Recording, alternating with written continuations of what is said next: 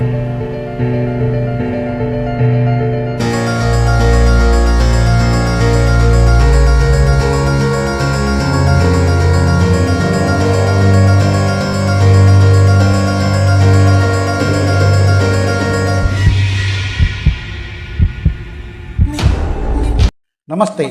ನಾನು ನಿಮ್ಮ ಶ್ರೀಪತಿ ಹೆಗಡೆ ಹಕ್ಲಾಡಿ. ನನ್ನೆಲ್ಲ ಮೀಡಿಯಾ ಫೋಕಸ್ ವೀಕ್ಷಕ ಮಿತ್ರರಿಗೆ ಸ್ವಾಗತ.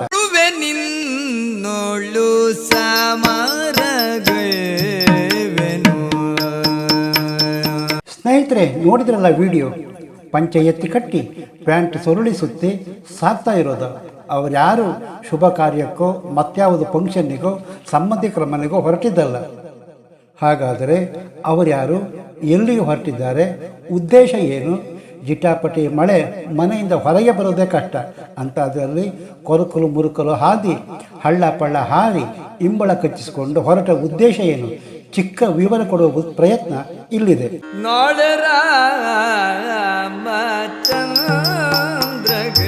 ಅತ್ಯಂತ ಗ್ರಾಮೀಣ ಭಾಗ ಕೆಸರು ರಸ್ತೆಯಲ್ಲಿ ಹೊರಟವರು ಉಡುಪಿ ಯಕ್ಷಗಾನ ಕಲಾರಂಗದ ಪಿಲ್ಲರ್ ಅಂದರೆ ಸಂಸ್ಥೆ ಸದಸ್ಯರು. ಹೀಗೆ ಹೊರಟಿರುವ ಹಿಂದೆ ಅದ್ಯಾವುದೋ ವಿದ್ಯಾರ್ಥಿ ಭವಿಷ್ಯದ ಕನಸಿದೆ, ಮತ್ಯಾವುದೋ ವಿದ್ಯಾರ್ಥಿ ಶಿಥಿಲಗೊಂಡ ಮನೆಯ ಮರು ನಿರ್ಮಾಣದ ಉದ್ದೇಶವಿದೆ.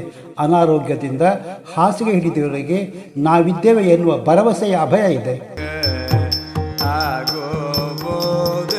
ಸ್ವಯಂ ಸೇವಾ ಸಂಸ್ಥೆ, ಸಂಘ, ಸಾಮಾಜಿಕ ಕಳಕಳಿ, ಸೇವೆ ತುಡಿತ ಹೇಗಿರಬೇಕು ಎನ್ನುವುದಕ್ಕೆ ಮಾದರಿ ಉಡುಪಿ ಯಕ್ಷಗಾನ ಕಲಾರಂಗ.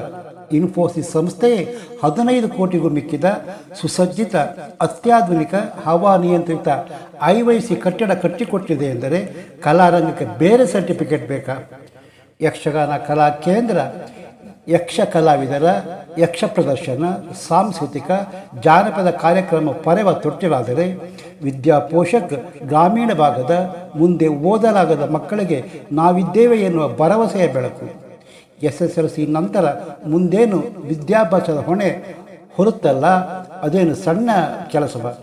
ಸರ್ಕಾರ ಬೇಟಿ ಪಡಾವೋ ಬೇಟಿ ಬಚಾವೋ, ನಾರಿ ಶಕ್ತಿ, ಸ್ತ್ರೀ ಶಕ್ತಿ, ಎಷ್ಟೋ ಹೆಣ್ಣು ಮಕ್ಕಳ ಬದುಕು ಕಟ್ಟಿಕೊಟ್ಟಿದೆಯೋ ಬಿಟ್ಟಿದೆಯೋ ಗೊತ್ತಿಲ್ಲ. ಆದರೆ ವಿದ್ಯಾಪೋಷಕ್ 80% ಹೆಣ್ಣು ಮಕ್ಕಳಿಗೆ ಮುಂದಿನ ಭವಿಷ್ಯ ಕಟ್ಟಿಕೊಡುವ ಕೆಲಸ ಮಾಡುತ್ತದೆಯಲ್ಲ, ಅದೇನು ಸುಮ್ಮನೆಯಲ್ಲ?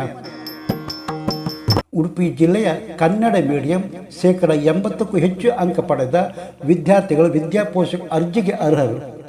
ಈಗಾಗಲೇ ಸಾವಿರಾರು ವಿದ್ಯಾರ್ಥಿಗಳು ಫಲಾನುಭವಿಗಳಾಗಿದ್ದಾರೆ. ಮತ್ತು ಕೆಲವರು ವಿದ್ಯಾಭ್ಯಾಸ ಪೂರೈಸಿ ವಿದ್ಯಾಪೋಷಕ್ ಸಹಾಯಕ್ಕೆ ಕೈ ಜೋಡಿಸಿದ್ದಾರೆ. ವಿದ್ಯಾಪೋಷಕ್ ಯೋಜನೆಯಾಗಲಿ, ಯಕ್ಷ ಶಿಕ್ಷಣಕ್ಕಾಗಲಿ, ಕಲಾರಂಗದ ಯಾವುದೇ ಕಾರ್ಯಕ್ರಮ ಇರಲಿ ರಸೀದಿ ಹಿಡಿದು ಹೊರಡೋದಿಲ್ಲ, ಯಾರ ಮುಂದೂ ಕೈಯೊಡ್ಡೋದಿಲ್ಲ. ಅವರಾಗೆ ಕೊಟ್ಟರೆ ಓಕೆ.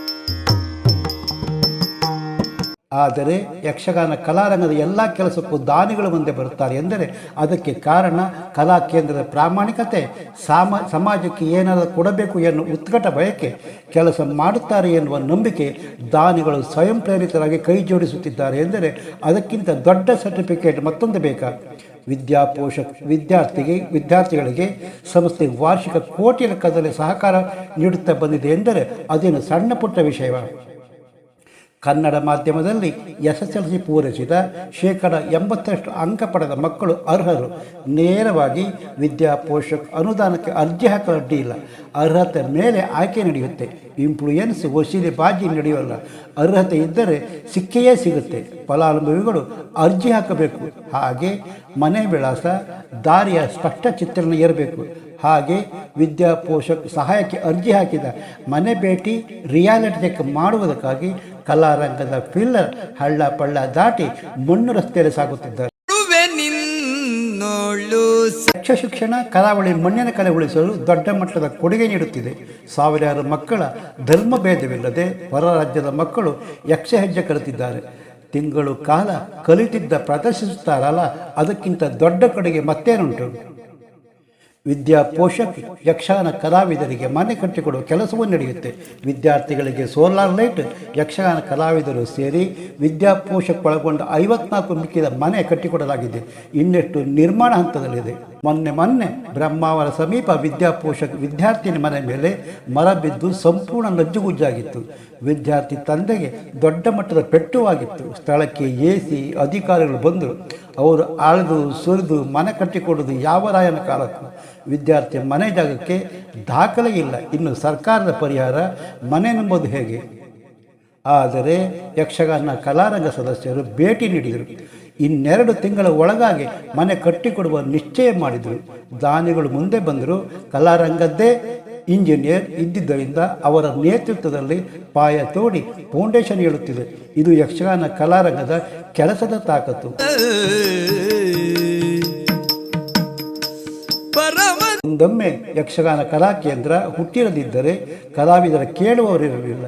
ವಿದ್ಯಾಪೋಷಕಿಲ್ಲದಿದ್ದರೆ ಅದೆಷ್ಟೋ ವಿದ್ಯಾರ್ಥಿಗಳು ಅಕ್ಷರದಿಂದ ವಂಚಿತರಾಗುತ್ತಿದ್ದರು. ಯಕ್ಷ ಶಿಕ್ಷಣ ಇಲ್ಲದಿದ್ದರೆ ಅದೆಷ್ಟೋ ಮಕ್ಕಳು ಯಕ್ಷಗಾನ ಕಲಿಕೆಯಿಂದ ವಂಚಿತರಾಗುತ್ತಿದ್ದರು. ಯಕ್ಷಗಾನ ಕಲಾರಂಗಕ್ಕೊಂದು ಸೆಲ್ಯೂಟ್. ಸ್ನೇಹಿತರೆ, ಇದು ಯಕ್ಷಗಾನ ಕಲಾರಂಗದ ಸಾಮಾಜಿಕ ಕಳಕಳಿ ಚಿಕ್ಕ ಡೀಟೇಲ್ಸ್. ನೀವಿನ್ನು Media Focus YouTube channel subscribe ಮಾಡಿರದಿದ್ದರೆ ತಕ್ಷಣ ಸಬ್ಸ್ಕ್ರೈಬ್ ಮಾಡಿ, ದಯವಿಟ್ಟು ಕಾಮೆಂಟ್ ಮಾಡಿ, ಅಭಿಪ್ರಾಯ ತಿಳಿಸಿ. ಇನ್ನೊಂದು ಹೊಸ ವಿಷಯದೊಂದಿಗೆ ನಿಮ್ಮ ಮುಂದೆ ಬರುತ್ತೇನೆ. ಅಲ್ಲಿಯ ತನಕ ನಮಸ್ಕಾರ. ಜೈ ಕರ್ನಾಟಕ, ಜೈ ಹಿಂದ್.